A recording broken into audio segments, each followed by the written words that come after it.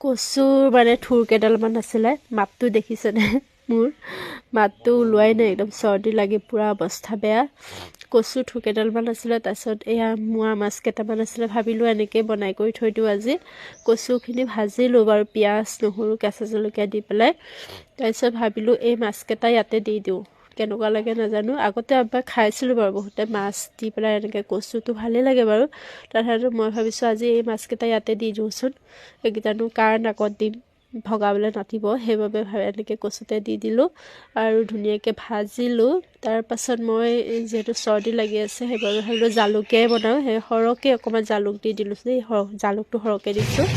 তাৰপাছত আৰু ইয়াত ধুনীয়াকৈ ভাজিলোঁ, কিন্তু খুব ধুনীয়া হয় খাবলৈ, ভাল লাগিলে। আপোনালোকেও ট্ৰাই কৰি চাব পাৰে এনেকৈ কচু মানে সৰু মাছ দি পেলাই অকণমান জ্বলাটো বেছিকৈ দি ভাজি খাই খুবেই মজা লাগিলে মোৰ। কিন্তু আপোনালোকে এবাৰ ট্ৰাই কৰি চাব দেই। Bye bye.